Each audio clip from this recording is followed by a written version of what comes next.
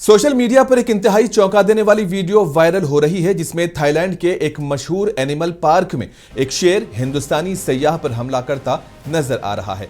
ये दिल दहला देने वाला वाकया मुबैना तौर पर टाइगर किंगडम ऑफ फोकेट में पेश आया है, जिसने एक बार फिर इंटरनेट पर जंगली हयात की सयाहत की अखलाकियात और इंसानों और जानवरों के करीबी ताल्लुकात के बारे में एक शदीद बहस को हवा दी है।